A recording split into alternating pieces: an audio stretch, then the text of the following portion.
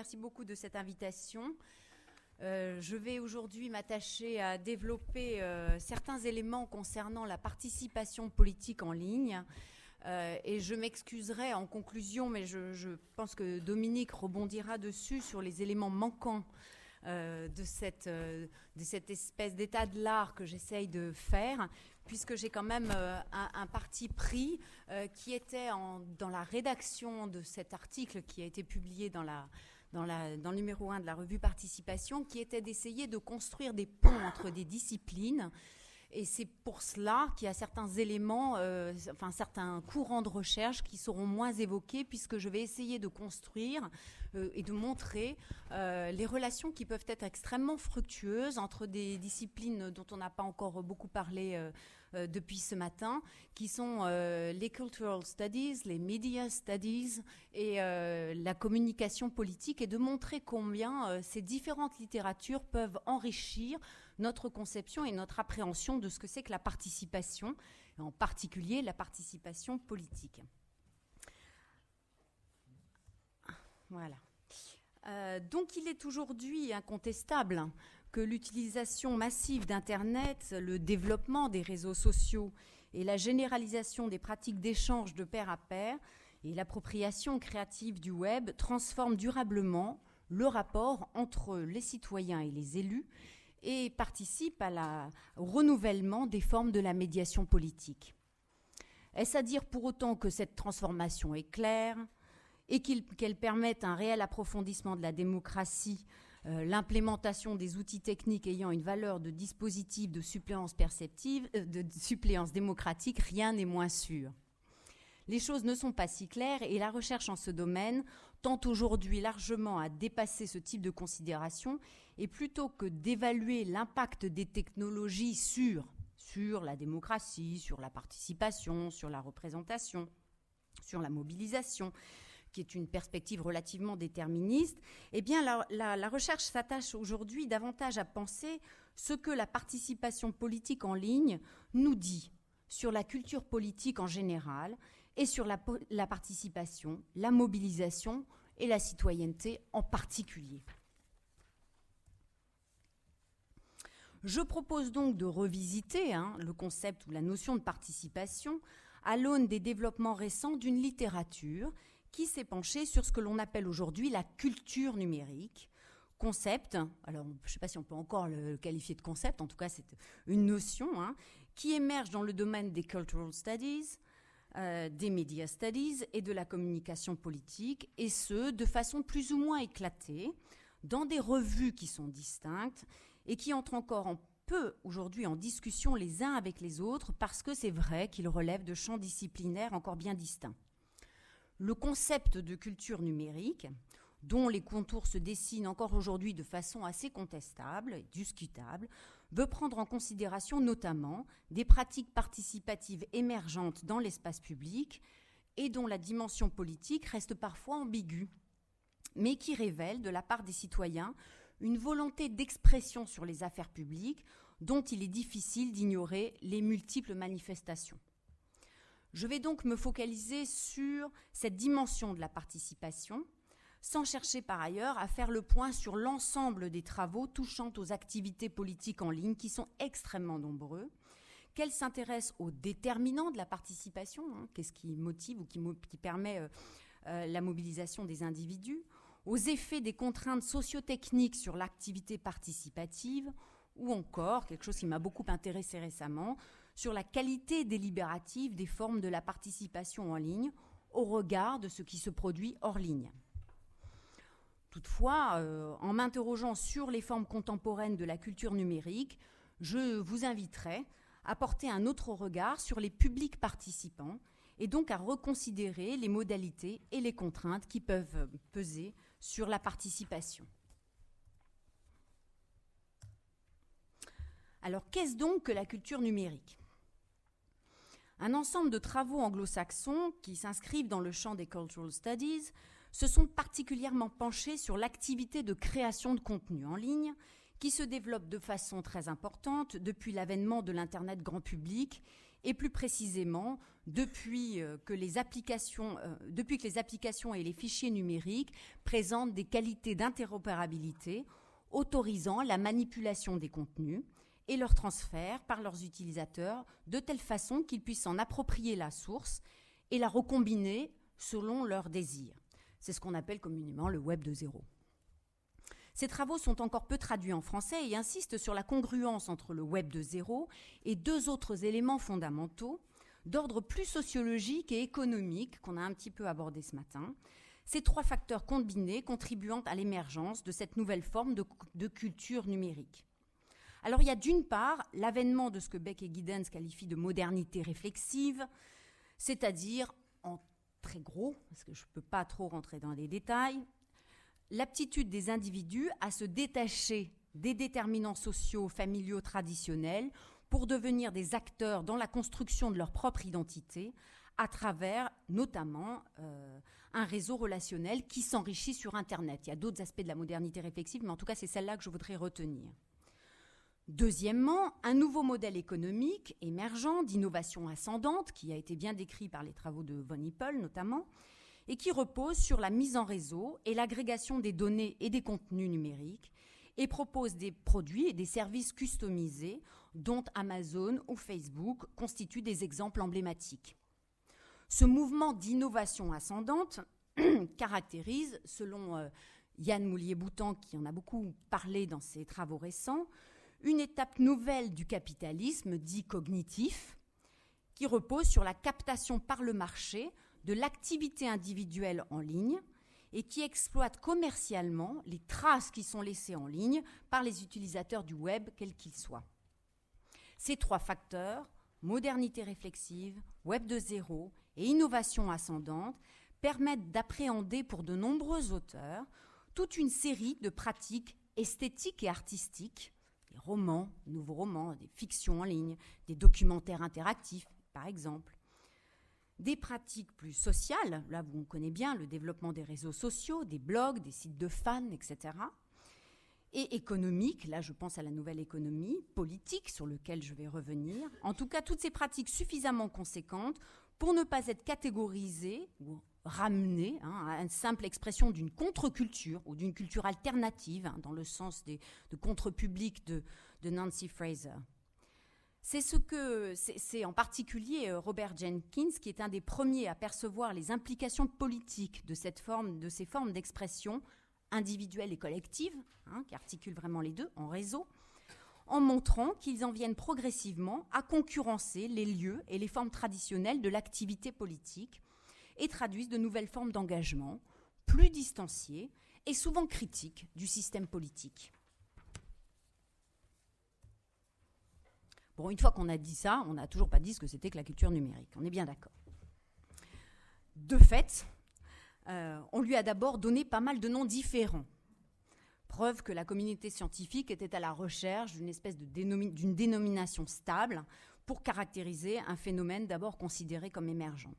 On a parlé de cyberculture, on doit cette expression à Pierre Lévy, d'information culture, ça on doit ça à Manovich, ou encore plus récemment de remix culture, et ça ce sont les travaux de Laurence Lessig, ou encore de convergence culture, que l'on doit à Robert Jenkins, à Henry Jenkins, dont je vous ai mis la citation sur la diapositive. Toutes ces dénominations cherchent à capter des dimensions différentes des pratiques observées à travers des études de cas, très nombreuses études de cas, sur les jeux vidéo, sur les mangas, sur les fans ou sur les séries télé. Et qu'est-ce qu'on voit à travers toutes ces pratiques ? Une intense production de contenu par des amateurs. Production audio, vidéo, photos, partagées en ligne, taguées, remixées, qui modifie en profondeur la conception de l'audience et la conception que l'on a du public, en particulier dans les sciences de l'information et de la communication. Cette intense circulation des contenus médiatiques d'un dispositif à l'autre, du cinéma, à la télé, à la radio, via des jeux, tout ça circulant, du fait de l'interopérabilité des applications et de la transférabilité des fichiers numériques. Donc cette intense circulation des contenus traduit une affirmation des publics vis-à-vis des producteurs, dans le domaine de la musique, dans le domaine cinématographique, et des images d'une façon générale, et qui, en tout cas, constitue un défi à ce que c'est que la notion d'auteur, de droit d'auteur, vous en avez entendu parler. Donc cette affirmation des publics vis-à-vis des producteurs dans le sens d'une appropriation des contenus et d'une revendication de ce que leur avis soit pris en compte en tant que spectateur, mais aussi en tant que consommateur, hein. Ici, il y a une dimension économique qui joue un rôle déterminant dans la production culturelle. Tout ceci traduit un ensemble de valeurs qui dépassent la simple technophilie pour exprimer cette volonté de se dire soi-même à travers la critique de son paysage socio-culturel, de son mediascape, pour reprendre l'expression, en tout cas la notion d'Appadurai. En ce sens, la culture numérique veut rendre compte de la façon dont l'environnement socio-technique et économique contribue à l'émergence de valeurs, en particulier participatives, qui se traduisent dans une série de pratiques en ligne, mais aussi hors ligne. On doit en particulier à Deleuze d'avoir été plus opérationnel pour définir la culture numérique dans ses études sur l'évolution des formes du journalisme. Il en retient 3 dimensions. D'une part, la remédiation, ce qu'on appelle la remédiation, qui est en fait un composite sémiotique entre anciens et nouveaux médias. Seconde dimension, le bricolage, c'est-à-dire la création d'objets nouveaux à partir d'objets existants, de matériaux existants. Et troisièmement, ce qui va nous retenir notre attention, la participation. Et c'est en constatant que l'activité communicationnelle des individus en tant que producteurs de contenu et consommateurs de médias se traduit par une prolifique production culturelle que des auteurs comme Deleuze, Jenkins ou Hatton établissent un lien entre les réseaux de sociabilité qui sont tissés par les internautes et les formes d'expression politique que ces réseaux autorisent, celles-ci débordant du web pour affecter plus largement les comportements politiques des acteurs. Ces nouvelles productions culturelles peuvent en effet, selon ces auteurs, être lues comme des contre-exemples à la position de Putnam sur la... analyse de virus terminée. Ça tombe bien, je ne suis pas vérolée. Alors, ok. Et on redémarre. Voilà. Donc ces productions culturelles sont des contre-exemples à la position de Putnam sur la désagrégation des communautés traditionnelles et ses conséquences sur l'engagement politique des individus. Et en ce sens, c'est très intéressant de voir que la recherche sur les cultural studies s'est beaucoup intéressée à la querelle des politistes consécutives à la sortie du livre de Putnam, Bowling Alone, et de Hibbing Ethics Morse, Stealth Democracy. Et ces auteurs qui affirment que plus encore qu'une éclipse du public à la Lippmann, c'est sa disparition que l'on constate aujourd'hui. Prenant appui sur les travaux de Pippa Norris, qui propose de sortir d'une définition étriquée de la participation politique pour envisager plus largement toutes les formes d'activisme politique, il propose de voir dans les multiples formes de production de contenu un autre format participatif qui dépasse le militantisme classique, antérieur bien sûr à l'Internet. En ce sens, la participation au cœur de la culture numérique devient une composante essentielle de toutes les formes de la médiation dans la société numérique. Qu'il s'agisse du journalisme au cœur des industries culturelles ou de l'intervention artistique et citoyenne, tout cela impose l'invention de nouveaux modèles économiques, juridiques et éditoriaux. Tout se passe comme si la diffusion des technologies numériques d'un espace à l'autre s'accompagne de la diffusion des valeurs de remédiation, de bricolage et de participation qui lui sont attachées dans une perspective relativement latourienne. Avec la notion de culture numérique, une partie de la recherche s'attache à décrire les pratiques culturelles quotidiennes et triviales de consommation des médias, comme s'inscrivant dans un contexte culturel nouveau, marqué par une hyper-sociabilité et une activité de production intense. Ceci se traduit par une propension accrue à participer et à s'engager dans des réseaux, qu'ils soient en ligne ou hors ligne d'ailleurs.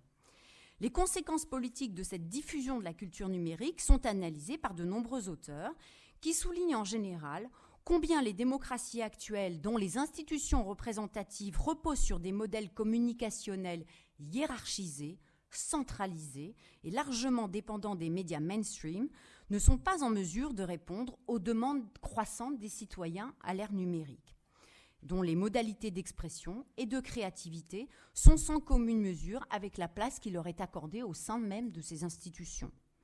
Ces travaux mettent en évidence que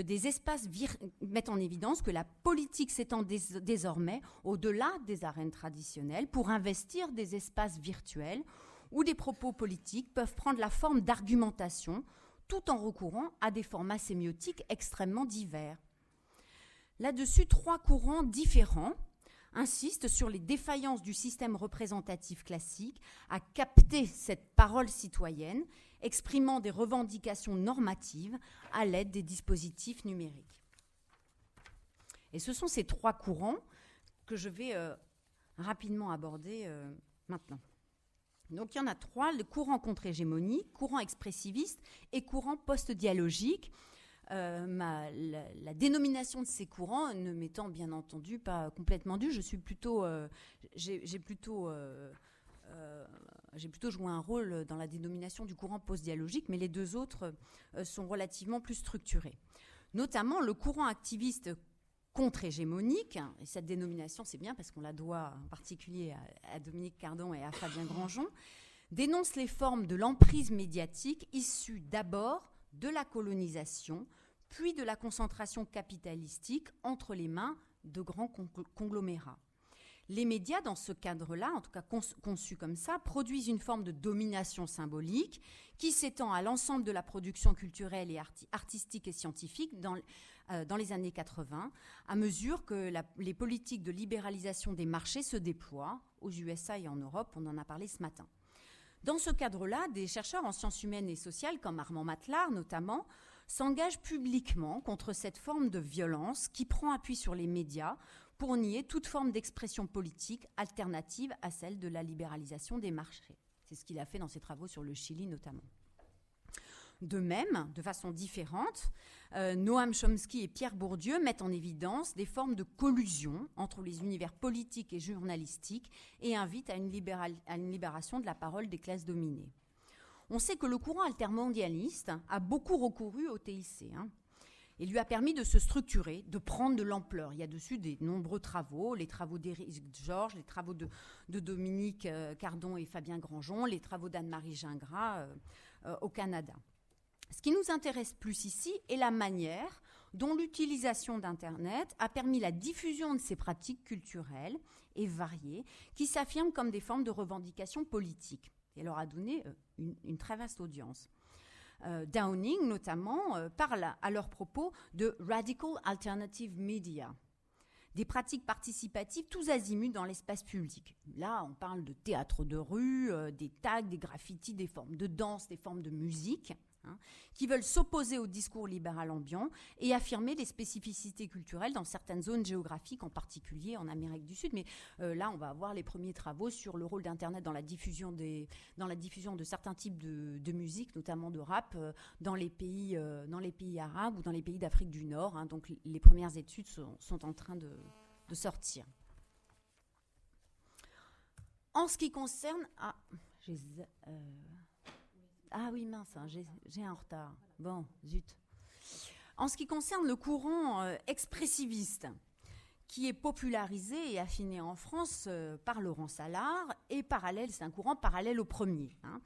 Et ce courant cherche moins à mettre en évidence les activités de résistance des populations via Internet qu'à souligner comment la culture numérique s'inscrit dans un mouvement plus large d'individualisation et de réflexivité des sociétés modernes. À partir d'une relecture des travaux de Beck, Giddens et Lasch, les auteurs comme Jenkins, dont j'ai déjà parlé, et Ito, montrent que les pratiques de production de contenu en ligne permettent aux individus de composer ou de recomposer leur identité personnelle, l'activité expressive étant dès lors autant une activité critique qu'une modalité de production identitaire. L'encapacitation politique ici provient de leur aptitude à se libérer des contraintes imposées par les monopoles mis en place par les industries culturelles. les citoyens bricoleurs du net affirment à travers ce que Laurent Salard et Olivier Blondeau nomment des objets technopolitiques, des revendications normatives et explorent à travers une activité artistico-politique de nouvelles formes de militantisme, d'ailleurs pas toujours très organisées.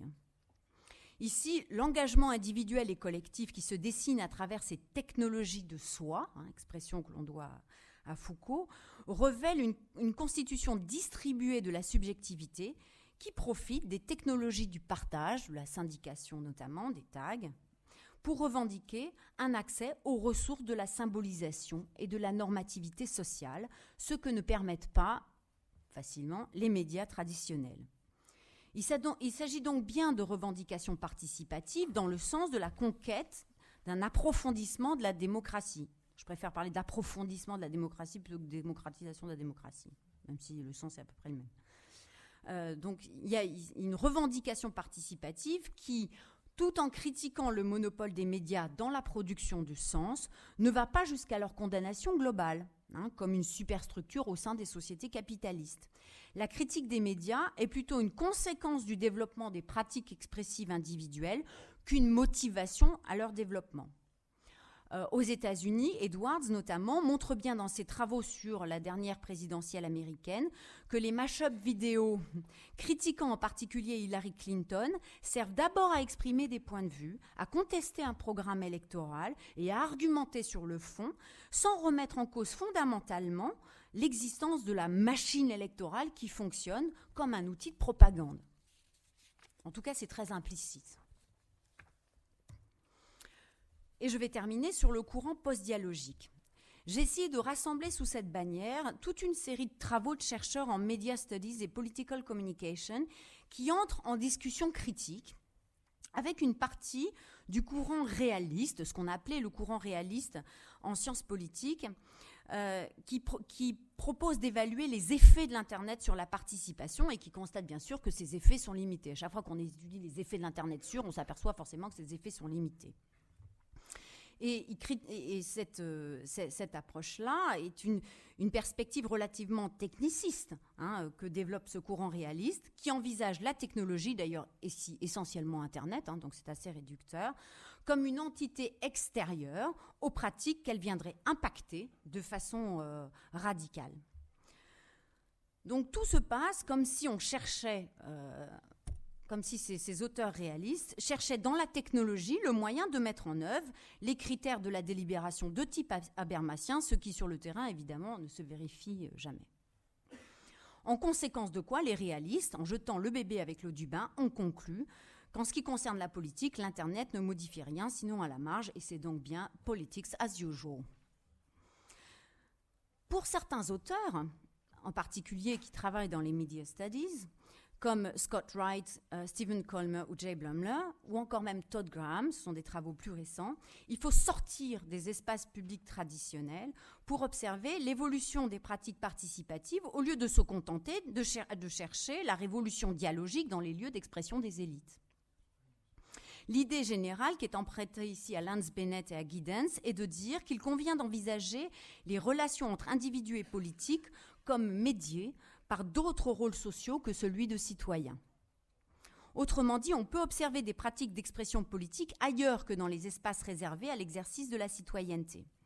Et ici, l'Internet, parce qu'il favorise de nombreuses activités de création de contenu, peut fournir des lieux de discussion susceptibles d'être envisagés comme des arènes de participation et d'engagement civique nouveaux.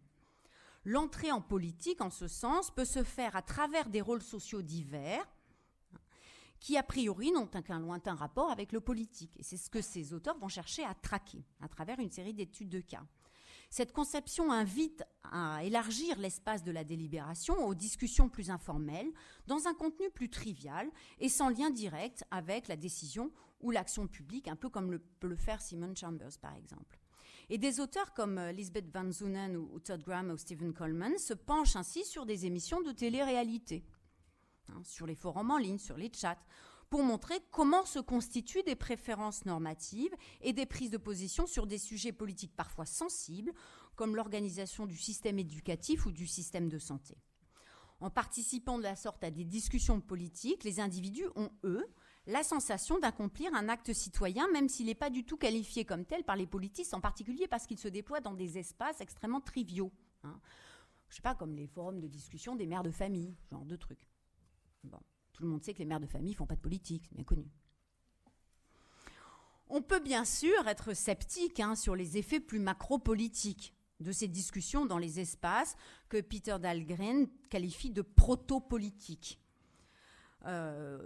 On peut être sceptique sur les effets, sur les effets macro-politiques, tant sur la décision que sur la conception même de la citoyenneté. Et là, c'est sûr qu'un important travail de conceptualisation reste à faire. Eh bien, ça tombe bien. C'est ma dernière diapo.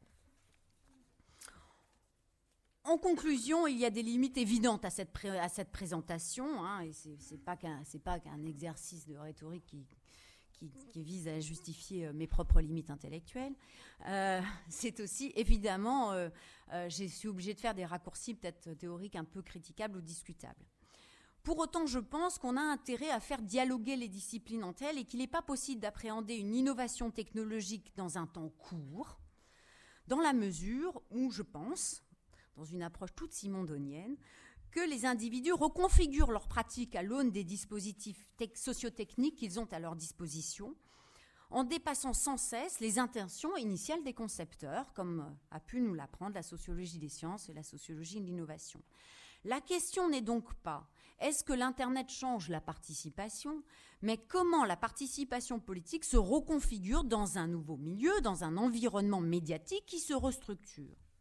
Et pour y répondre, il convient à mon avis autant de s'interroger sur les pratiques participatives traditionnelles qui se voient dénaturalisées à l'aune des nouvelles pratiques que sur les modes de médiation qui les ont rendues possibles. En ce sens, les disciplines ont à apprendre les unes des autres et doivent entamer des discussions sérieuses. Peut-on parler de façon extensive, finalement, de participation ou de délibération ? Parce que la participation se dilue, de même que la délibération. Peut-on considérer un dispositif technique comme une entité extérieure, bref, comme un outil qui modifierait brutalement des pratiques ? Un outil avec lequel on fera à peu près ce qu'on veut, le bien, le mal, selon l'utilisateur, sans penser que ce dernier appréhende in fine la réalité différemment une fois qu'il s'en est saisi. Reste ici encore ouverte toute une série de questionnements que je n'ai pas pu aborder. Celle des déterminants de la participation dont Verba, Scholzmann et Brady avaient dessiné les contours autour du triptyque motivation, compétence et mobilisation, ceci étant très nettement interrogé par les travaux des Media Studies récemment. À partir de ces discussions interdisciplinaires, on peut penser que progressivement, notre appréhension des formes que revêt la participation politique dans les sociétés modernes va s'élargir, quitte à nous obliger à redéfinir dans quelle mesure le lien à la décision et à l'action publique constitue une composante indispensable de sa définition. Je vous remercie.